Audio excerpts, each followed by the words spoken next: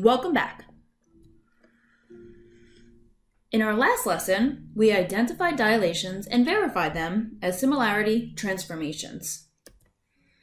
In this lesson, we're going to draw dilations in the coordinate plane where the origin is not the center of dilations. And we're going to focus specifically on lines and line segments. Example 1. What are the coordinates of A' and B' after line segment AB undergoes a dilation centered at point C with a scale factor of 2? So if we take a look at the diagram, we have point C over here, and point C is located at 1, 2, 3, 1, 2. So point C is located at 3, 2. And we want to dilate line segment AB using a scale factor of 2. Well, the first thing that we need to do is we need to find how far from the center of dilation each of these points are. Basically, we're looking for the vector that we did for translations from C to A. So when we find the vector from C to A, we're going 1 to the left, so it's -1, and up 4, so that's 4.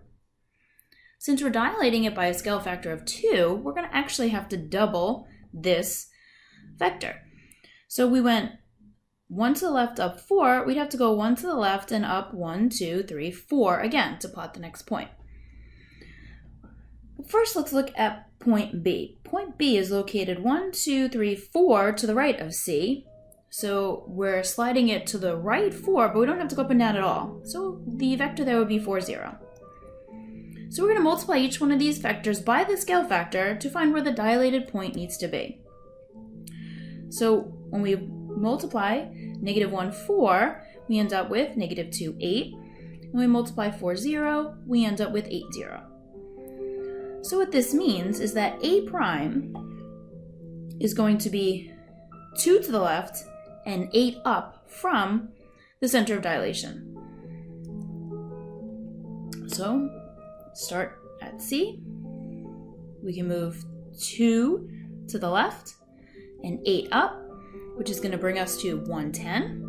Okay, we can see, right? 3 minus 2 is 1, and 2 plus 8 is 10. So A' is going to be at 110. We can do the same thing for point B. We can figure it out algebraically. So again, we start with at the center of dilation. We're going to add 8 to the x-coordinate. We're not going to add anything to the y-coordinate. So B' is going to be at 11, 2. Because it was 1, 2, 3, 4 to the right. We're going to do that again. So 1, 2, 3, 4 brings us to 11. So we have the coordinates for A' and B'.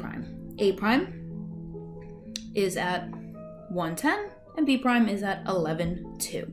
So when you have to dilate and the center is not the origin, okay, you can simply find the vector between the coordinates and then just repeat that vector by whatever the scale factor is.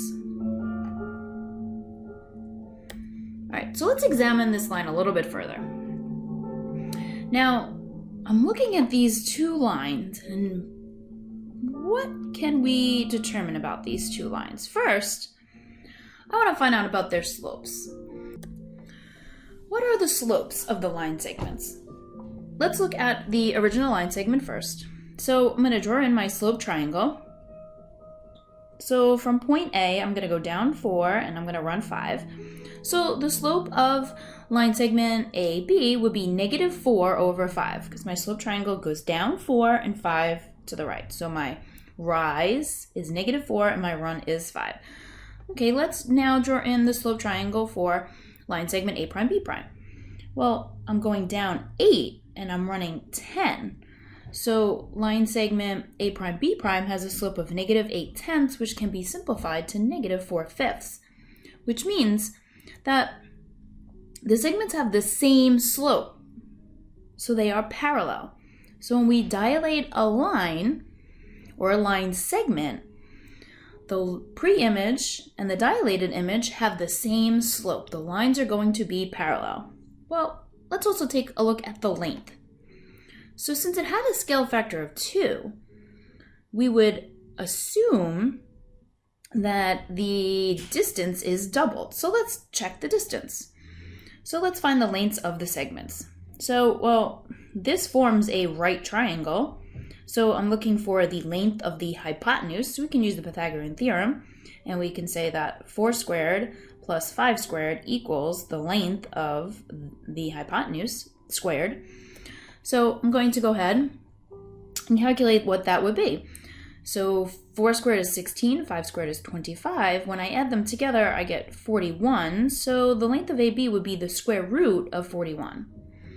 If I do the same thing for A prime B prime, we end up with 2 times the square root of 41. So we see that, yes, if we multiply the length, the square root of 41, by the scale factor of 2, we get the length of line segment A prime B prime. A prime B prime is twice the length of line segment AB.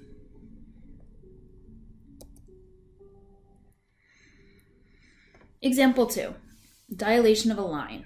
Okay, so we're given the equation of a line, negative 3x plus 4y equals 8, and it's being transformed by a dilation centered at the origin. Which linear equation could represent its image?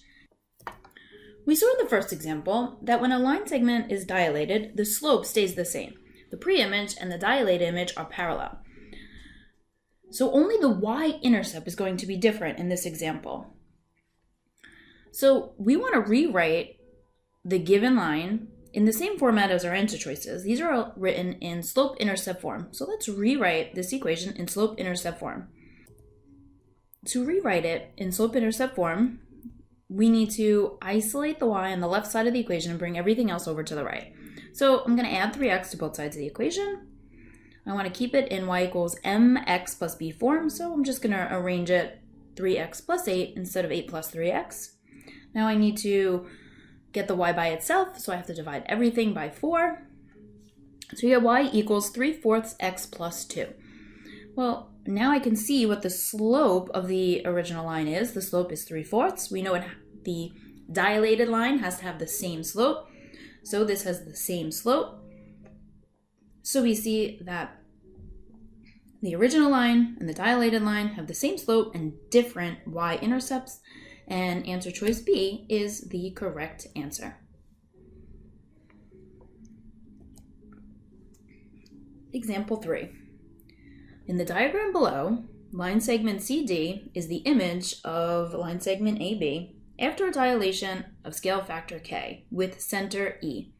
Which ratio is equal to the scale factor K of the dilation?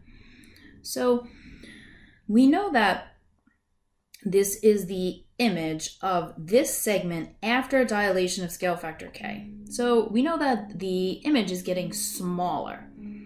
Well, when we want to find the scale factor, if we think, okay, when we take an image and we dilate it, we multiply it by the scale factor.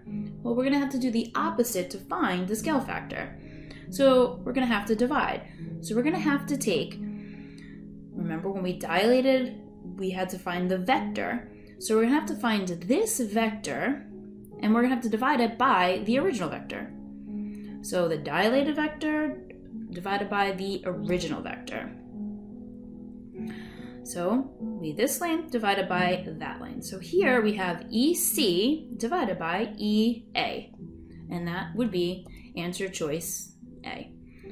So whenever you're asked to find the scale factor, you have to take the dilated length and divide it by the original length.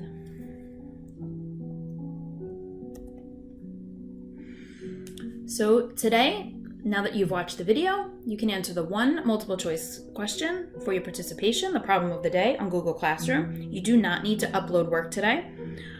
Then you'll have to go to Delta Math and complete today's classwork activity. Again, if you have any questions, you can join me between 2:30 and 3 o'clock, and I'm available to answer your questions. Hope everyone is doing well. Math allows thinking to happen, so keep thinking.